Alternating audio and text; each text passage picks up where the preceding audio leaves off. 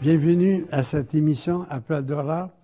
Je suis au studio avec moi-même. Je ne sais pas si ça vous impressionne.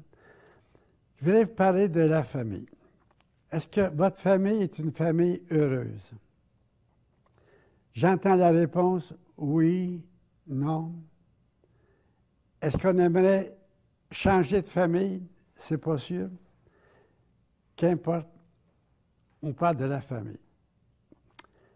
Dans la famille, il y a quand même beaucoup de joie. Il y a de la peine, il y a des souffrances, mais il y a beaucoup de joie. Un a réussi son secondaire 5, un autre a réussi à compter un but, il n'était pas souvent là. Un autre a un ami remarquable, un autre a gagné un prix d'excellence. Il y a beaucoup de joie. Mais la joie des joies, c'est la joie de l'amour. Et c'est le titre de l'exhortation du pape François, La joie de l'amour. Il a fait un très beau texte sur la famille et ça s'intitule La joie de l'amour. Alors, je voudrais vous parler de la joie de l'amour. Cette joie de l'amour, elle est étrange. C'est un mystère. Je vous explique pourquoi.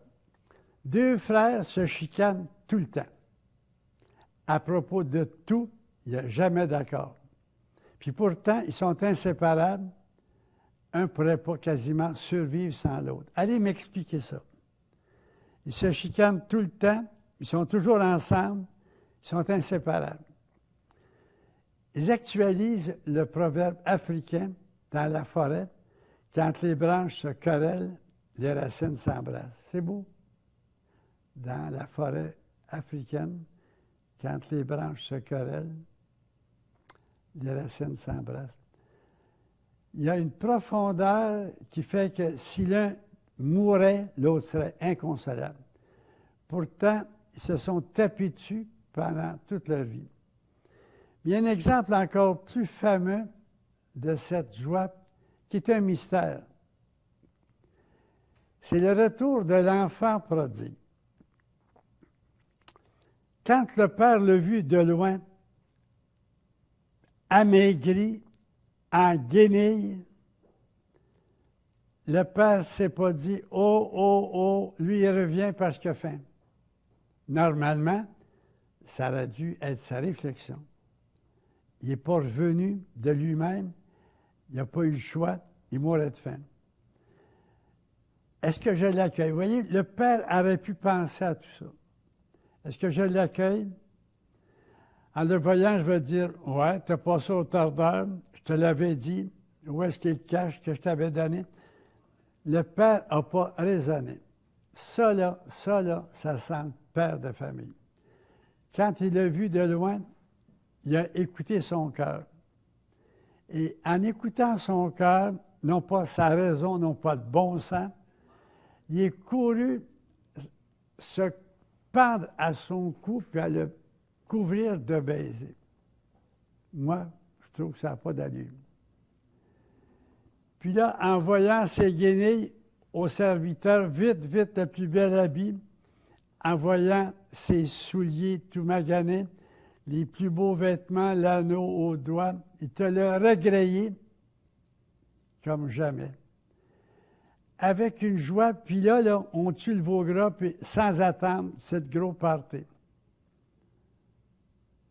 Moi, j'aurais dit, mon fils, avant de manger le veau gras, tu vas en engraisser un autre, là. Fais quelques tours de labour, puis tu viens t'asseoir à la table. Tu sais, j'aurais eu la difficulté à l'accueillir à bras ouverts, où j'aurais dit, on signe-tu un petit papier, tu pars, mais tu restes ensuite. Pas du tout. Tu sais, le père a écouté son cœur, mais en fait, y avait-tu le choix? Quand le gars il a dit, « Père, là, je ne suis pas digne d'être ton enfant, maintenant je suis ton serviteur, puis toi, tu n'es plus le père, tu es le patron. » Je ne connais aucun père de famille qui aurait dit, « Je ne suis plus ton père, je suis ton patron. » Il n'y avait pas le choix, mais c'est ça un père. C'est fou comme ça, un père puis une mère. Là, il y avait une marge de manœuvre, là. C'était le veau gras ou un petit souper sur le coin de la table.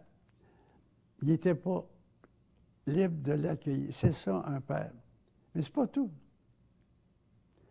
L'aîné qui, de loin, entend la musique, puis en s'approchant, voit que les gens dansent, il s'est demandé qu'est-ce qui arrivait dans la cabane.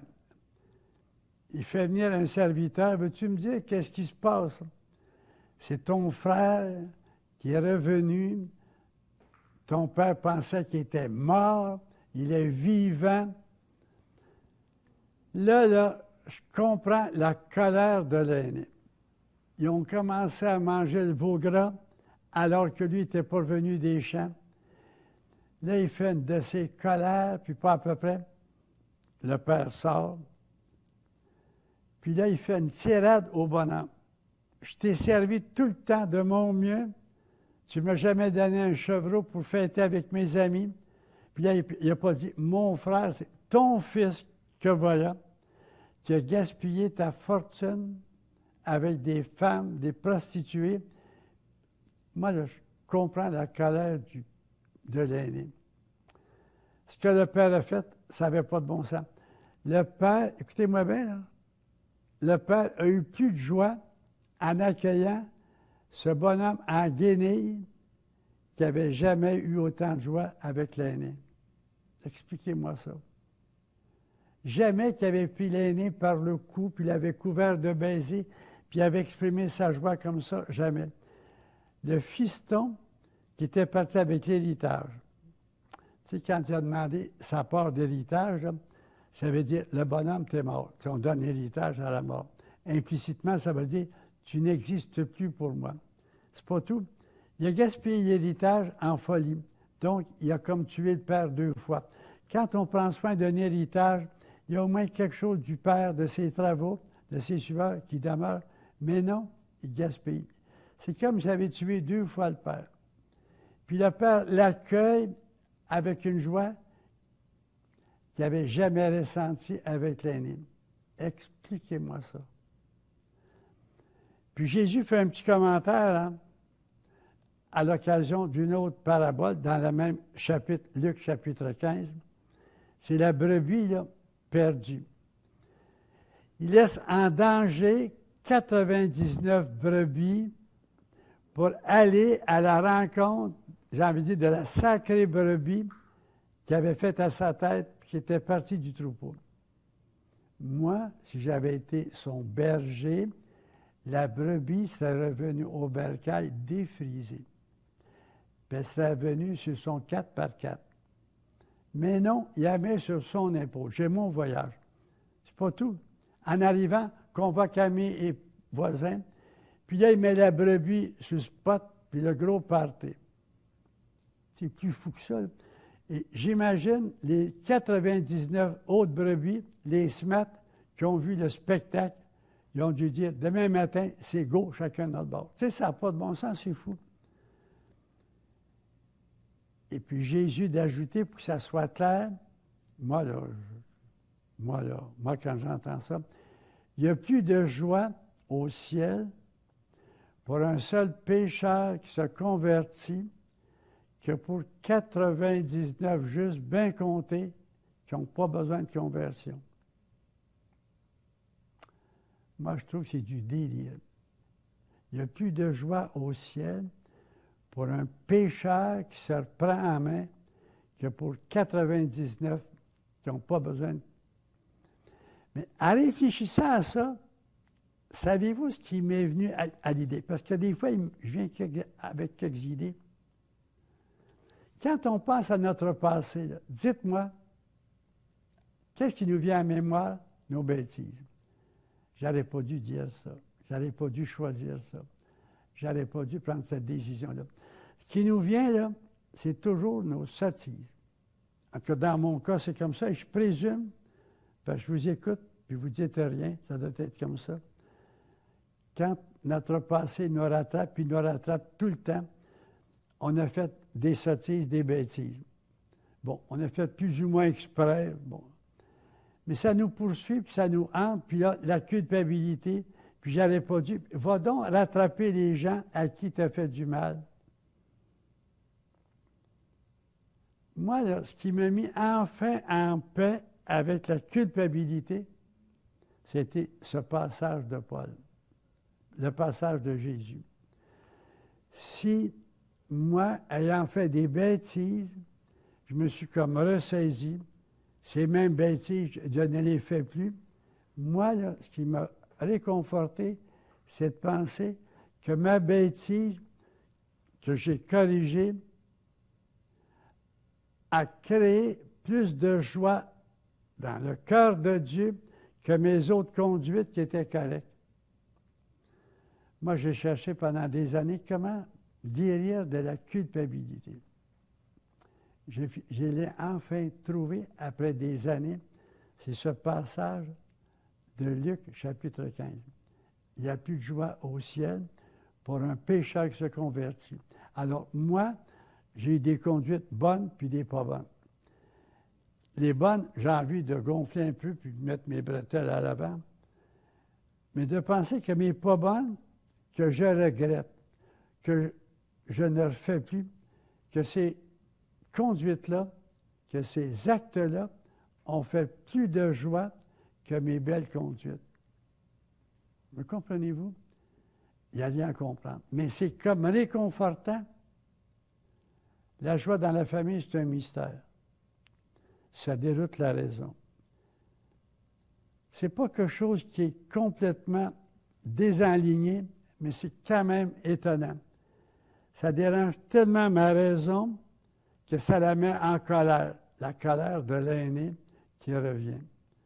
Quand je pense à la miséricorde de Dieu pour les pécheurs, mais quand je me mets moi-même dans ma peau, dans mes bottines de pécheur, je me dis, ça ne me met pas en colère, ça me met à genoux. Ça me donne envie de pleurer. De penser que ce que j'ai fait de pas correct, puis que je regrette, a créé plus de joie que toutes mes autres bien conduites alignées. Je ne sais pas si en écoutant mon propos, ça vous dit quelque chose, mais moi, ça m'a mis la culpabilité en arrière pour toujours. Elle revient de temps en temps. Ça, c'est, j'ai envie de dire, bon, l'œuvre du démon qui, lui, veut me décourager, qui veut appesantir ma joie. Je sais que ce n'est pas la voie de Dieu.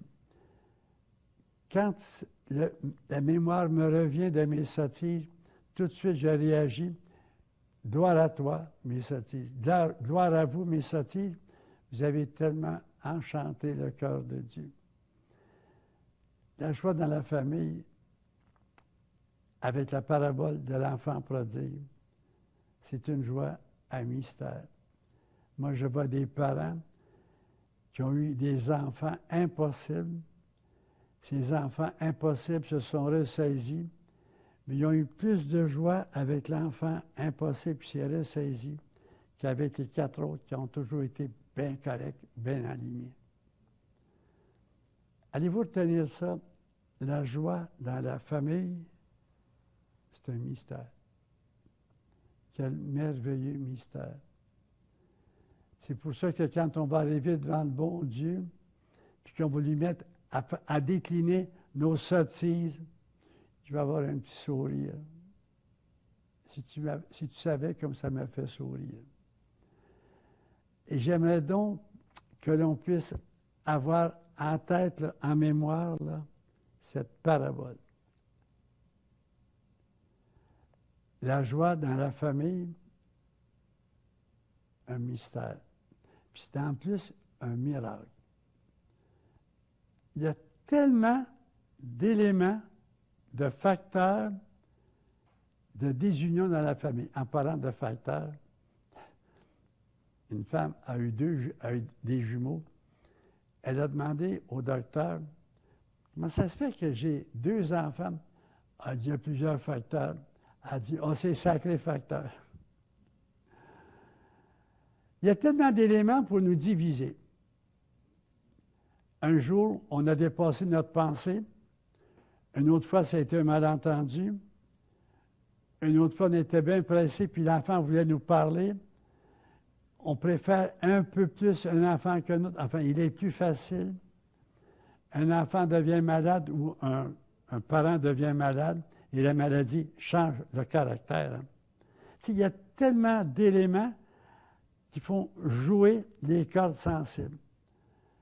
Et quand ces cordes sensibles-là jouent, ça dure longtemps.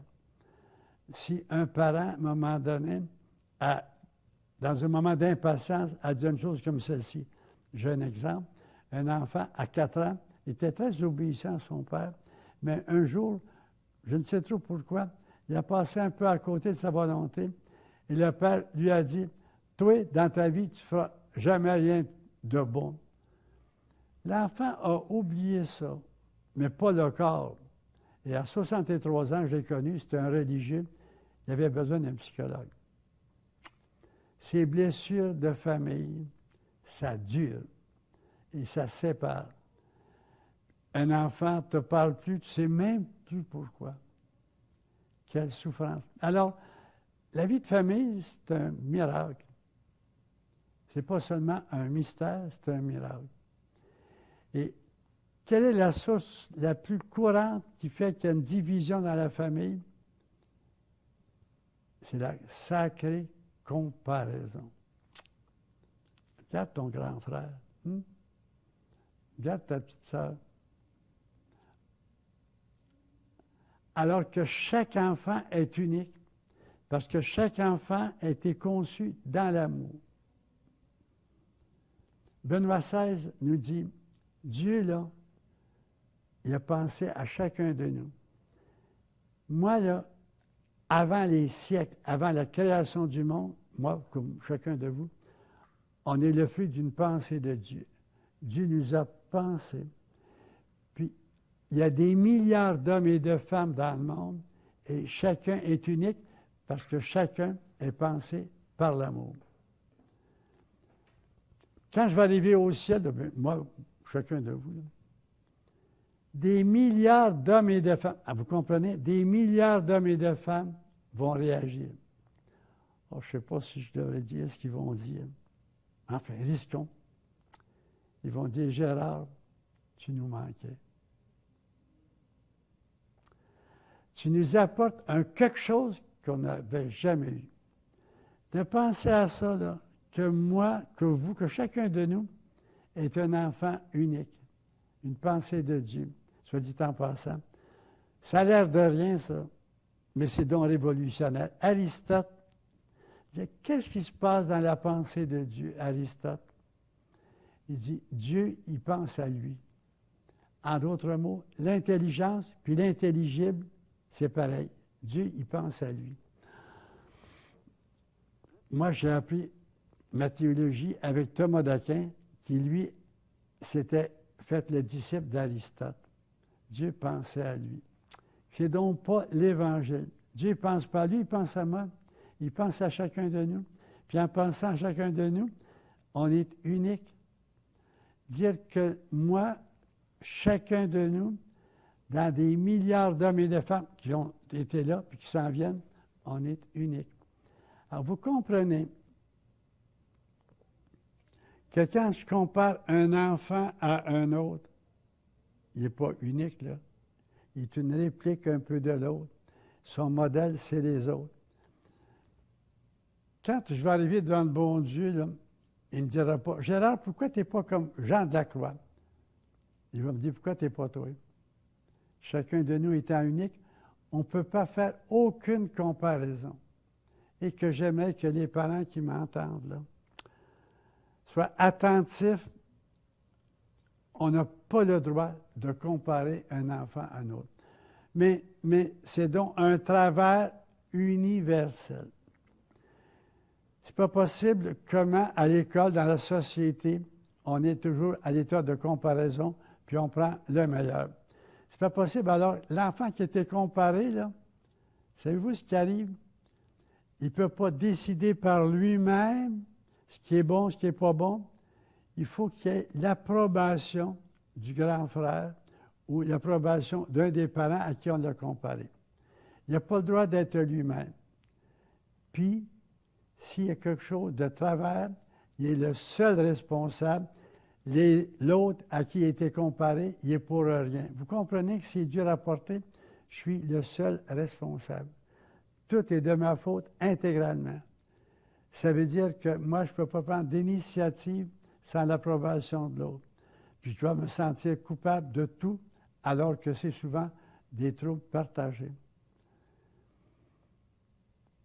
Un miracle que la famille peut tenir dans une situation de comparaison. Il y a aussi autre chose.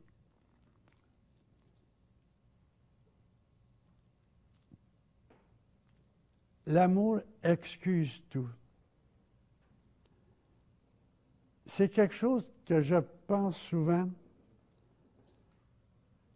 Mon père, là, il me comparait à mon grand frère. Mon père avait un chouchou, puis c'était pas moi. Comment en arriver un jour à guérir de cette blessure profonde? Moi, je conseille, l'amour excuse tout. Mon père a été élevé comme ça. Mon père a fait de son mieux. C'est pas possible que ma mère m'ait jamais aimé. L'amour excuse tout. Aller chercher dans une conduite qui m'a blessé, aller chercher les grains d'amour qu'il y avait. Mon père était violent, mais il était élevé comme ça. Mon père était brusque, il nous a bourrassés, il était élevé comme ça. Puis de dire, moi, là, qu'est-ce que ça m'a donné? Comme mon père à moi, là, il a chialé, c'est pas possible. J'étais dans les derniers. Mon père, il manquait du temps pour chialer après moi. Sauf que de temps en temps, mon père, en parlant d'un politicien, d'un évêque, il disait « Quel orateur! » Moi, inconsciemment, à l'âge de 4-5 ans, je me disais, inconsciemment, un jour, je vais être capable de parler. Puis je n'étais pas du tout parti pour ça. Au grand séminaire de Nicolette, on se préparait à faire des homélies. La première fois, j'en ai fait une. Vléming de Radio-Canada, qui était notre professeur, il m'écoute. Après, il me dit, « Monsieur Marié, pensez-vous devenir prêtre? » Mais je dis, « C'est parti pour ça. » Pensez donc à tout le monde que vous allez endormir dans votre vie. Ce que vous avez dit, c'est fait, c'est insignifiant, ça n'a pas... Puis il n'y avait pas tort. J'avais aucun talent pour parler. J'ai pris une petite enregistreuse, j'ai écouté le cardinal Léger, et j'ai fini par pouvoir m'exprimer en le disant en termes populaires. C'est la grosse gueule de mon père qui m'a donné ma grande gueule. Bravo pour mon père. Vous voyez? J'aimerais donc qu'on puisse mijoter ça. L'amour excuse tout. Oui, l'amour excuse tout. Et que j'aimerais donc qu'on retrouve la joie dans la famille avec cet amour qui excuse tout. Puis c'est en même temps un amour humble. Vous comprenez que quand Pierre a dit à Jésus à la dernière scène, « Si tous te renient, moi, pas du tout. » C'est, comme on dit, un pétage de bretelles. Puis il a renié. Quand Jésus, 8 jours après, est revenu sur le bord du lac Tibériade, il y a eu le déjeuner, il est revenu sur son reniement.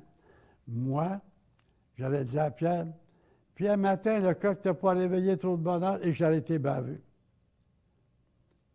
Jésus, il a posé la question, « Pierre, m'aimes-tu plus que ceci? » C'était très subtil.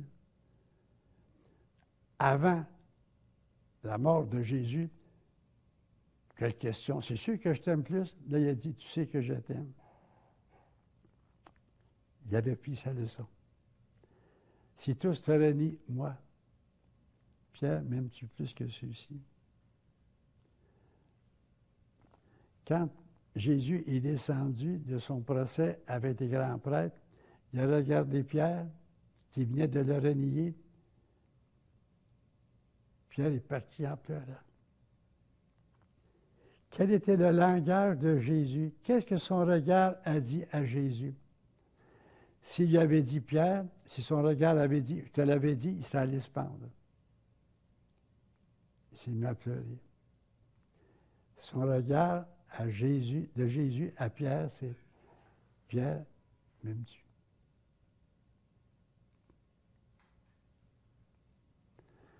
La joie dans la famille, c'est un mystère, c'est un miracle. Et par derrière tout ça, je suis en train de vous dire, c'est l'œuvre de l'Esprit qui rassemble. Et il n'y a aucune blessure qui peut venir à bout de l'amour. Quand est-ce que j'ai le plus aimé mon père? C'est quand il était dans une maison pour personnes non autonomes, que j'ai pris soin de lui. C'est à ce moment-là que j'ai le plus aimé mon père. Souvent, des gens demandaient de mourir en disant « je ne veux pas donner de trouble à mes enfants ». C'est une erreur. C'est au moment où les enfants vont plus s'occuper du père qu'ils vont le plus l'aimer. Quel mystère. Je dis ça souvent parce que moi, j'entends des gens dire « moi, c'est convenu avec mes enfants, ma famille, je ne veux pas leur donner de trouble, ça va être final avec l'aide médicale à mourir ». Ils ne savent pas ce que c'est que l'amour. C'est au moment où l'enfant doit prendre soin du papa plus que jamais, ou de la maman, c'est là qu'il va le plus l'aimer. Tu vas comprendre un mystère adorable, admirable. Alors j'aimerais ça que nous puissions croire en l'amour qui excuse tout. Et permettez-moi de vous bénir avec vos familles pour que vous ayez beaucoup de joie dans l'amour. Au nom du Père et du Fils et du Saint-Esprit. Amen. À la semaine prochaine.